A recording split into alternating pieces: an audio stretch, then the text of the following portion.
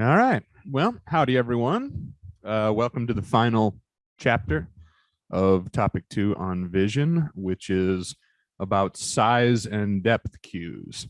So I've made a few references kind of in the earlier topics when we talk about the retina, when we talk about color vision, when we talk about differentiating foreground from background, like in the contrast lecture, that there are a lot of cues potentially available and maybe some that we don't think about, but critical sources of data when we're making judgments about, is this thing I'm looking at large or is it close, right? Or similarly, is it small or far away?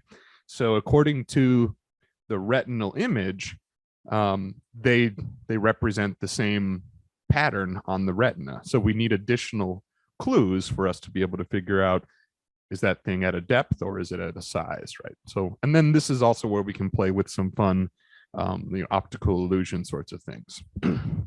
So first of all, we categorize the largest subdivision of size and depth cues is differentiated by whether you only need one functioning eye or each eye individually offers these cues. We call those monocular cues. You only need one eye, monocular, like a pirate. Or then there are sets of cues that require two eyes, and the relationship in the imagery or the muscle tension patterns between them will provide input to the visual cortex to determine depth or size. Okay, so first off, the muscles of the eye. And, I mentioned this in the very first lecture. Sight is not just about projecting light through a lens and then you get the information. It's actually, the image actually inverts. It gets broken down into neural signals at the retina. Remember, there's the left side of space and the right side of space are processed on different hemispheres in the visual cortex, so the left and the right. And then also there are cues from the tension in the muscles interior to the eye and the oculomotor muscles that are responsible for rotating, moving the eyes. So anything that has to do with muscles and the eye, we call these oculomotor cues. Okay. So accommodation, which we've talked about extensively in the last several subtopics. This is bringing into focus things at certain depths. And we talked about the tension in the ciliary muscles around the lens that change the shape of the lens as you try to resolve things that are closer to you.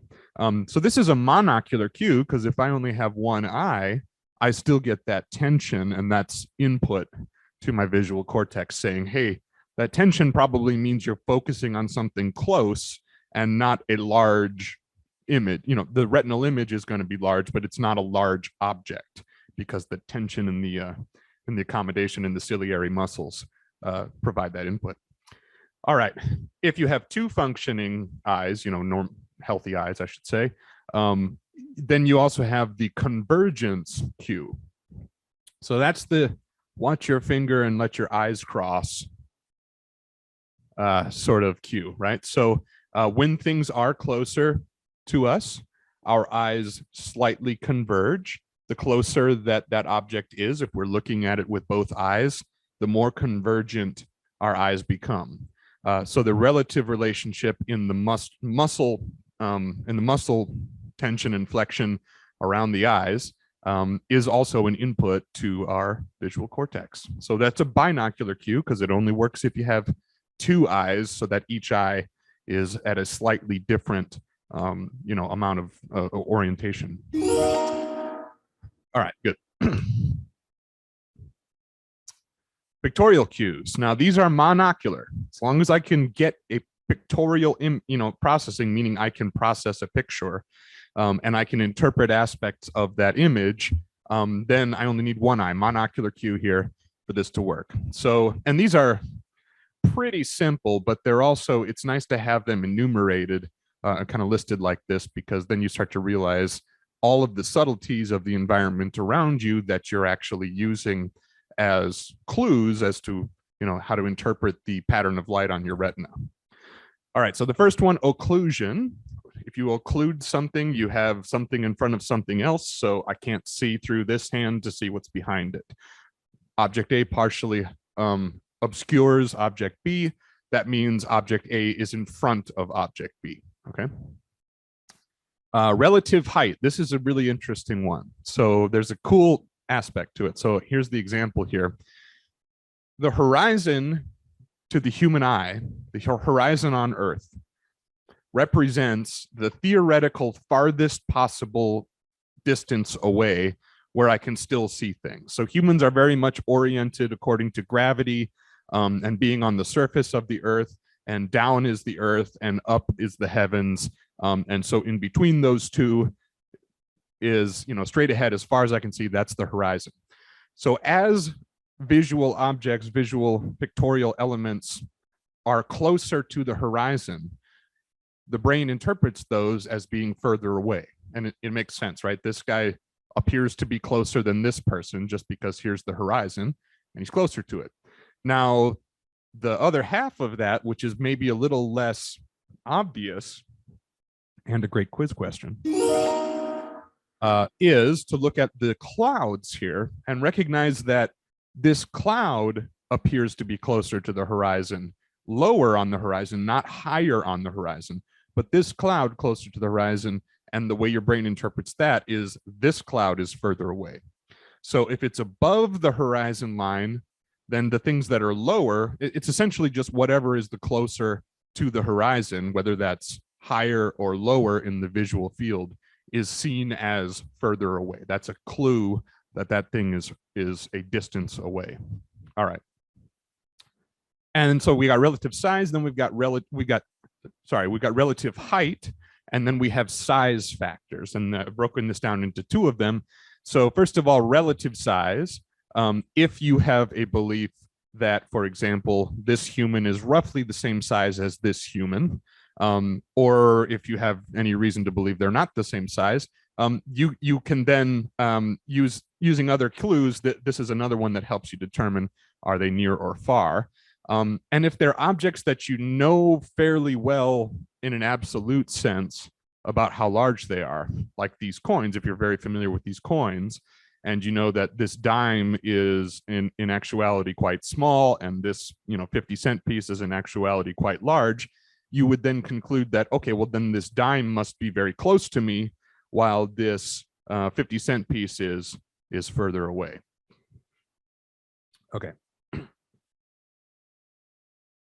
So just a quick, example here. Here's an image, and we see several things that are at various depths. It's a little bit blurry, like we're 2050. We're not wearing our glasses, maybe. But just some simple examples here. This is an example of occlusion. That cactus is occluding the trees and brush behind it. So we, as humans, use that information as a clue that, oh, this thing is in front of the trees and bush behind it. The cactus is at a closer depth than those behind it. Relative size, we're assuming these two humans we're assuming these are two normally sized humans roughly, and they're riding normally sized bicycles. And so the fact that this or motorbike, the fact that this image is smaller than this one suggests that person is further away. And here's also where we can use our relative height. So if you imagine the horizon line is somewhere, here, and like somewhere, well, I don't know if the horizon follows the mountain line maybe, but in any case, closer to the horizon, so going upward, those that are closer to the horizon are seen as further away. And then from the top down here, this cloud you might interpret as being closer than this cloud, because this cloud is closer to the horizon, so that's further away. Okay, other cues, that we can use for determining, depth. We're going to look at the context and the surroundings. So humans make a lot of assumptions when there is imagery that are usually based on very reasonable things, like if I see this apparent straight line going off into infinity, I can assume that these are indeed parallel lines, and their apparent shrinkage, or their apparent closing distance here, is due to depth and not due to any sort of warping in the in the train tracks. So if we can make that assumption, which generally that's a reasonable one to do, then we can use the relative size of things along this train track to give us our clues about how large or how deep something is. Okay, so this leads to some interesting illusions, though, right? So, believe it or not, you can pause and cover things up, and then you can see if you believe me. But this, I guess this is a cat or a guinea pig or something, but this cat is exactly the same size in terms of retinal image as this cat. You don't believe me? Cover them up and see. This is another one where the context is so powerfully affecting the way you interpret size and depth. If we could remove the the train track imagery here, it would be no problem. You'd see, oh yeah, those are just the same image. And similarly, this monster is the exact same size in terms of retinal image as this monster. But it's really hard for us to shut out that context and then interpret those things that are further away in terms of perspective.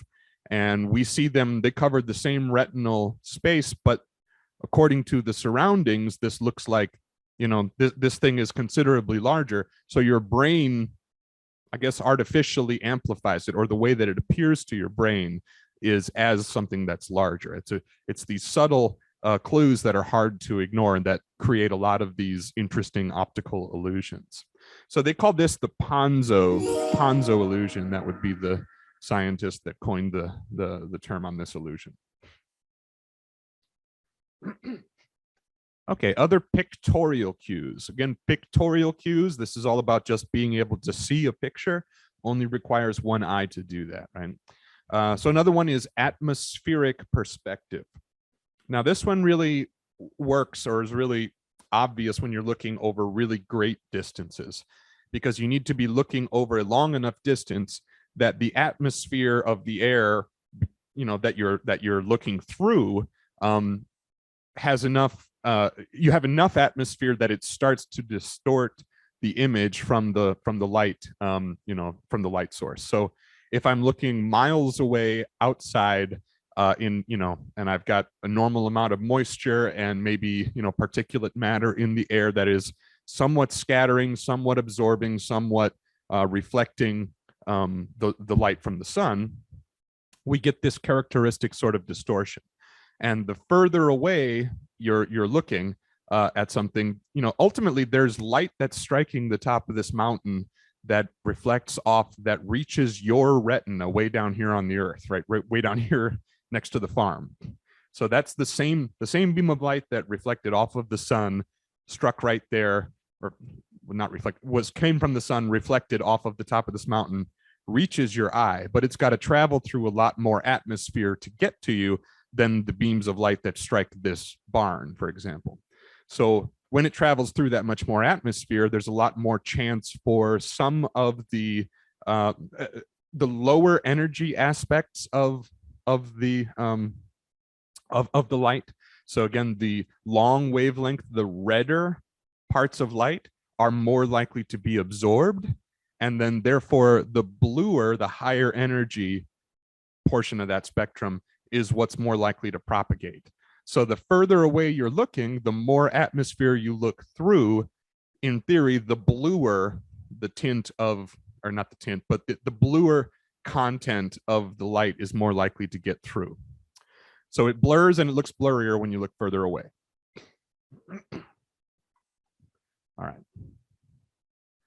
Now, we live in an interesting time where in the last decade, we've had a world-changing event that has changed the atmosphere around a lot of places where people live. And if you use this atmospheric perspective sort of example, and this is a big part of your life in judging distances, it really matters if you grew up in this fresh air mountain town or if you grew up in Beijing. So the atmosphere of the place where you spend most of your time seeing things can become how you calibrate depth. Okay, so if I learn my whole life, if I live in Paris, and I learned that, hey, when I look at the Eiffel Tower from my apartment, and it looks about like this, and I know that the Eiffel Tower is whatever 5 miles, 5 kilometers away, now I have a calibration point. So when I go to other places in the world that maybe don't have the same atmosphere, and especially around major cities, think about stuff like smog and pollution, and that can very much affect how things look over a distance. So fortunately, not fortunately, but the COVID, one of the silver linings of having to shut down around the world was a lot of these cities had a lot less, CO2 traffic, smog producing sorts of sources. So the air's cleaned up in a lot of major cities. It got dramatically cleaner. And so then there's this interesting moment where now people are seeing more clearly, but their distance judgment is calibrated based on, well, it should look pretty blurry if it's 5 kilometers away, but it looks really clear now. So it messes with that distance judgment. And there are a number of cases of this. I remember reading about a psychologist who grew up in Philadelphia, and the air, not to rag on Philadelphia, but the air there was not the same as somewhere like, a very pristine sort of mountain village. And so when he would go hiking, it was always surprising to him how, when he would see things, how close they looked when he knew they were fairly far away. And that's, again, that difference in using that atmospheric perspective to make a judgment about how far away something is. All right. More pictorial cues. The texture gradient. If you can assume what you're looking at has a relatively uniform, number of size and shaped sub-elements, like a stalk of corn or a brick or a wave, if you can assume they're relatively consistent, relatively uniform, then as you see the density of those items becoming more dense, the way that your brain interprets that is as depth, and that makes sense. So if something is seen, in the cornfield around where there's denser corn tops here, you would see that as further away than if it was at a relatively less dense surrounding. And similarly, water. This is a good example of there aren't many cues at all when you're looking out over open water, except the motion of waves on the surface. And so this is pretty much the only reliable cue you're going to get, in some cases, like on open water. Okay, if you can assume a common light source, which is a reasonable assumption, then the shadows that objects create also are going to give you a lot of information about, three-dimensional space and whether something is close or far, or, and relative to size. So here you might look at this and say, okay, that's, those balls are on the table in a certain way. And then when you see with the shadows, this makes you interpret the 3D orientation, size, and depth differently. Okay. So everything we've talked about before this has been about the static imagery. But the way that we basically process things in the visual world is almost never static. It's almost always dynamic to some extent. It's exploratory. So even if I'm looking at my hand right now, I'm not just looking at a picture of my hand. I've got some slight movement. I've got my head's moving, my eyes are moving, my hand is moving, very subtle amount. And all of those little relative movements give us clues as well. So on a larger scale, I talk about two major clues here in once you have some dynamic visual consideration. So the first one we call motion parallax. I love this video. I think it really illustrates it very clearly. The other way you can think of this, if you're not, into side-scrolling video games, is if you're driving in a car or in some vehicle and you look out your window and you notice the things close to the road zip by pretty quickly, whereas the things that are further and further away from your vehicle tend to move past your visual field much more slowly. And so the speed with which you are seeing things recede, behind you, is essentially a clue for how far away it is. So they called this the motion parallax. And so it looks like this, right? Oh, I don't know if the music goes through for you guys. I hope it does.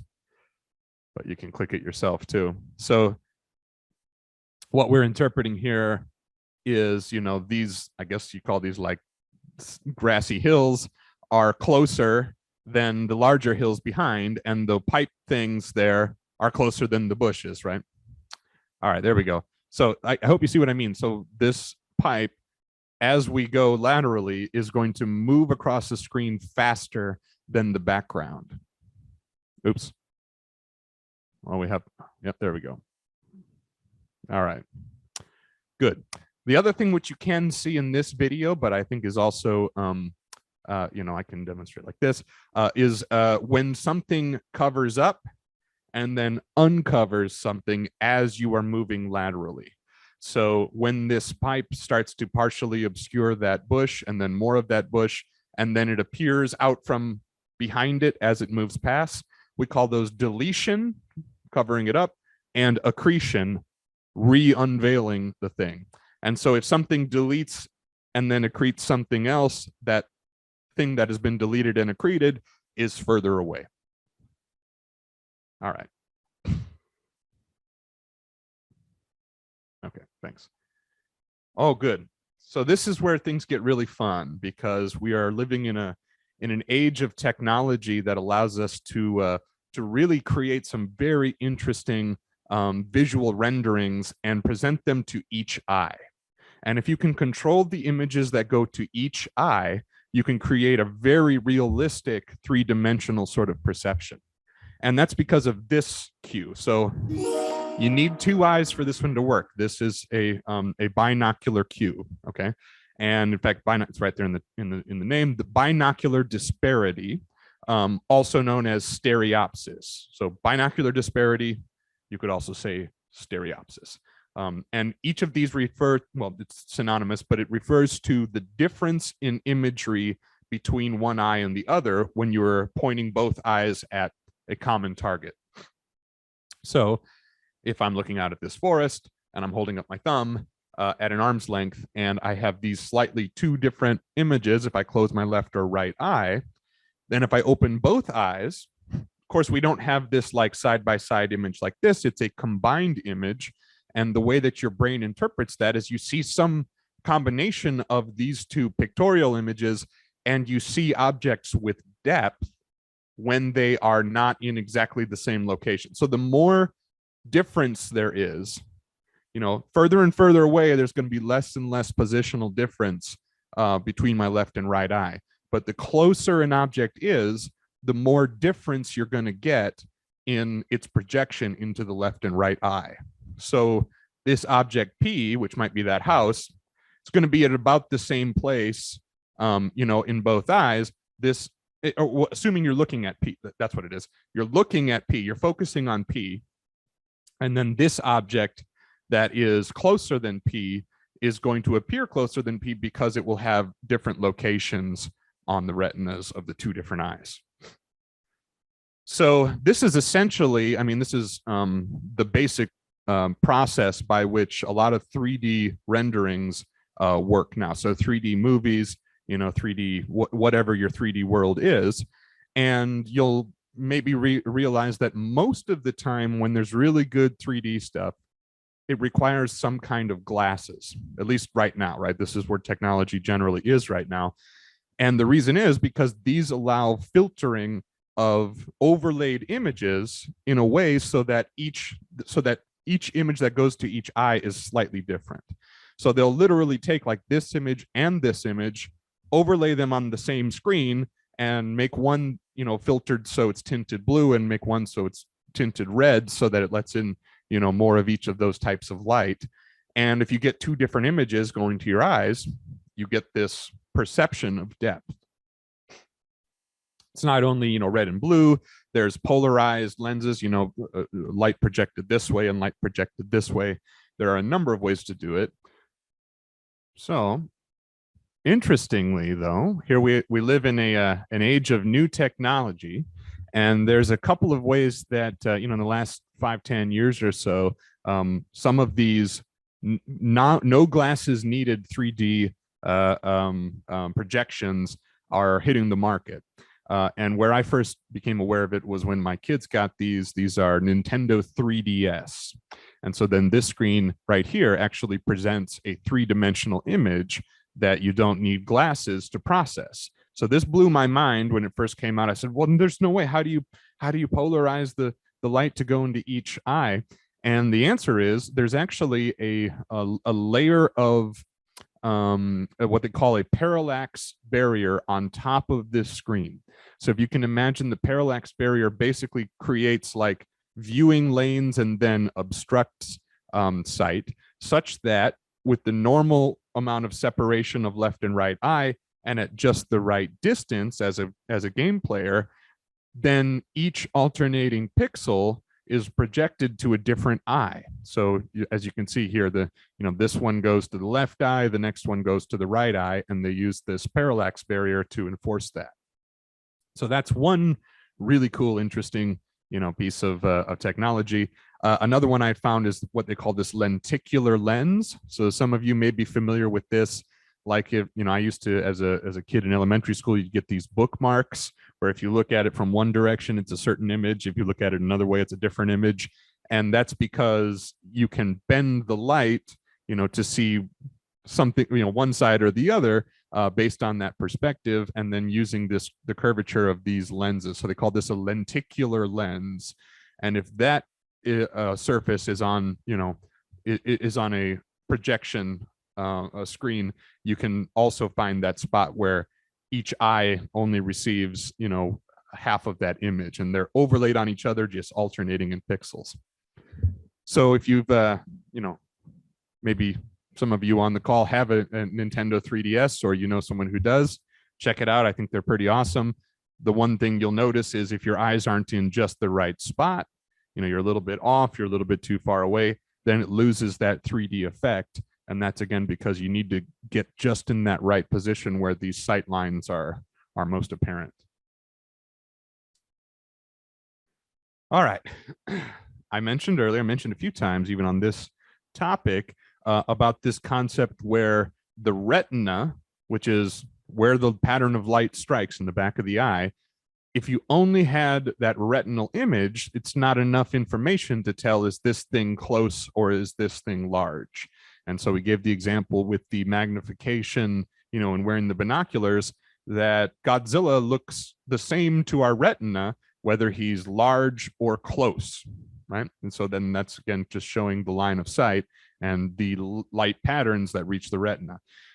So, there's a couple of cool add-ons here. This is one of my favorite examples to talk about. So I grew up fishing a lot with my dad.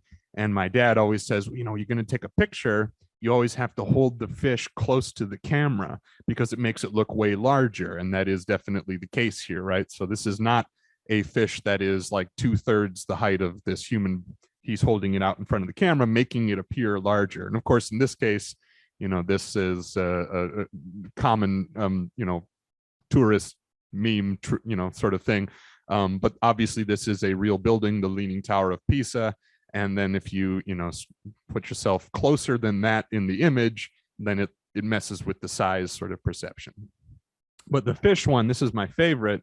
And then as I was surfing around for pictures for class, I came up with, I found this. And so I thought, oh yeah, that's a pretty decent fish.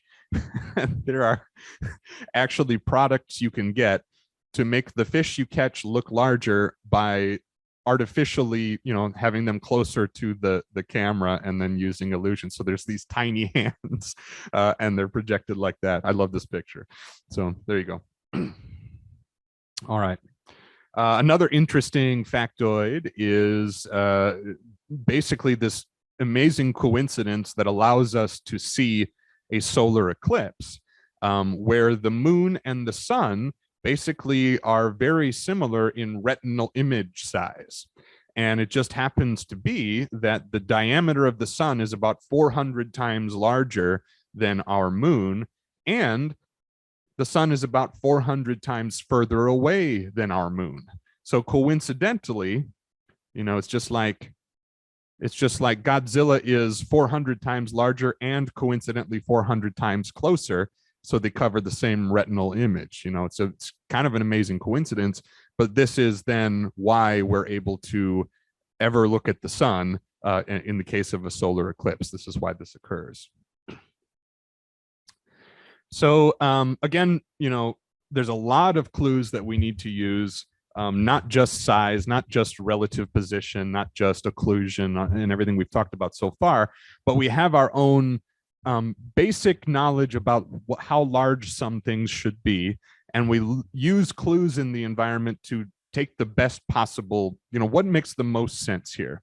So what does not make the most sense is that there are two apparently very similar looking cans of whatever this is, I guess bug spray, but one of them is about half as large and is over there, and is right next to it, let's say. No, the easier interpretation here is those are probably the same size can, and therefore their relative size on my retina is telling me that that one is further away than this one. So this is an example of, a rule they call size constancy. I think you can kind of lump this in with our depth cues. And it's basically this just like with the brightness constancy, the color constancies, it basically assumes that objects don't physically change, and their change in appearance is due to something else, like a change in position or another one of the depth cues that we've been talking about here today. So yes, obviously, this is not a tiny small man and a giant woman.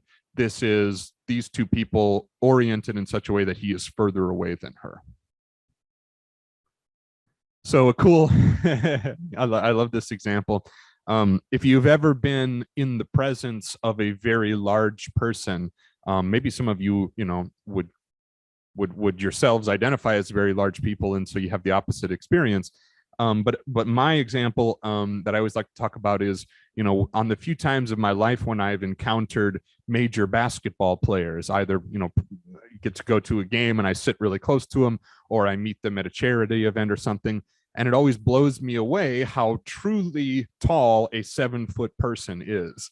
And of course, that's tall objectively. And I know probably some of you are really tall. I hope this isn't, I'm not trying to be offensive at all, but 7 feet is an odd height. It's a very unusual height, and it's one that very much sticks out.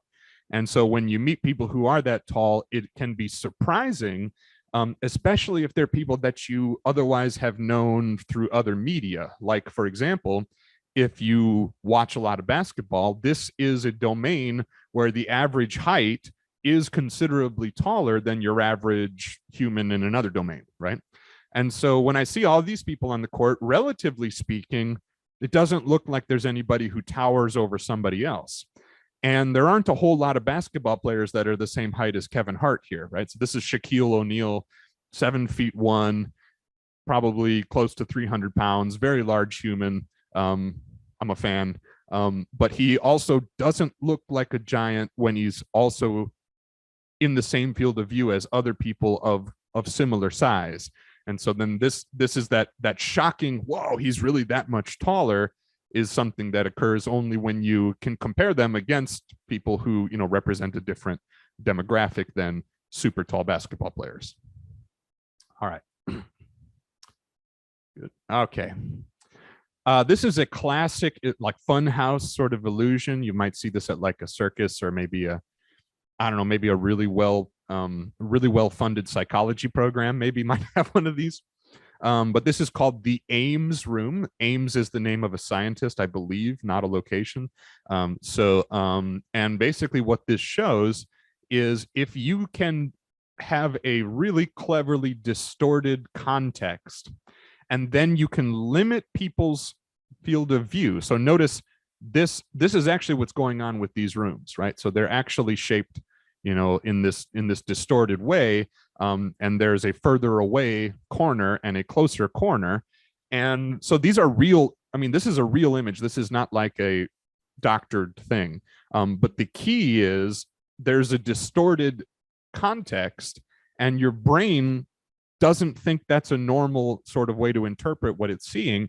So it tends toward the, no, these are straight lines and I'm seeing a square room just like I would expect. That would be what my brain would assume is the most logical interpretation of the imagery that it's getting, right?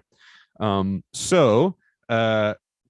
when we have the same person walk from one side to the other, it appears like they grow immensely when really they're just changing where they are in the space, and being closer to the eye makes it appear like they're larger. So here's a clue, a thing about this, it only works if you can control that viewport. If this was a window instead of a peephole and people could move their head around, they'd have other cues like motion parallax, like deletion and accretion to work with. They'd get slightly different perspectives and they'd start to see, the parallel lines aren't quite what I thought they were. And so it only works if you very carefully control that field of view. But again, this is called the Ames room. You may find lots of interesting examples of this online. The moon illusion is another really cool one I like to bring up. There isn't a great, like class reason to do this, but it's just a cool factoid. So if you ever kind of, the romantic idea of the moon on the horizon, and it's a huge moon and it's so romantic, and you can hear the music playing and everything, and there's this idea that the moon must somehow look larger when it gets closer to the Earth. And for a long time, astronomers would talk about how, well, this is probably due to, when the moon is essentially low on the horizon, that also means the human eye is looking through more atmosphere to see the moon. If it were straight up, I've only got whatever, like 5 or 6 miles of atmosphere, or however many miles. But if I look this way, it's like tangent along the surface of the Earth. So I'm looking through more atmosphere to get to it. So the assumption was, well, there's some sort of distortion magnifying effect by having to look through more atmosphere. And then a few other scientists thought about that and said, no, that doesn't really make sense. Now, the hue of the light reflecting off of the moon may change based on the amount of atmosphere. And so then that's why you would get some beautiful, colors at the horizon there. However, it should not change the apparent size. I should say, it should not change the actual image size. It does change the apparent size. And how is that? So again, this is your brain doing a little bit more for you. And again, remember, I've said this a couple times. The horizon for the human eye represents as far away as anything could be that I might have to deal with. Okay. So if this was a tiger on the horizon and it was that large, you would say it's the end of the world. There's a gigantic, like, I don't know, mile high tiger coming to get us. And so looking at the horizon, that being as far away as I can possibly see, and then applying things like the parallel line and perspective convergence. So as far away as I can possibly see, and it's that big. And so your brain essentially looks at that and says, that is a gigantic object. And so while your retinal image it never changes, the size of the retinal image does not change if it's on the horizon or if it's straight up. But the way your brain interprets that retinal image is, that thing is huge because it's on the horizon as far away as I can possibly see. So we call this the moon illusion. All right. Just on the topic of the Ames room and how we can mess with apparent imagery. This is done all the time in movies. And so if you're familiar with the Lord of the Rings, and here we have a small hobbit. Hobbits are small humanoid creatures, and then a man-sized wizard. These two actors are roughly the same sized adults. And so how do they do this? This isn't like cinematography. This isn't like CGI. This is actually those two people in a live shot. And the way they do that is by changing the camera angle so that we have closer and further away. And when we can control that perspective, just like with the Ames room, it's a very powerful illusion of a change in size. So think about this arrangement here, and then look again at the Ames room and see how they're able to, pull that sort of thing off. And here at the dinner table too. So shooting from this angle with Gandalf closer makes him look that much larger. All right, we did it. Thank you for your attention on this topic. Topic 3 is on illumination of the workplace. I'm going to post another short video here on your assessments, your assignment and quiz that will be due. I hope you enjoy the rest of your week. Thank you.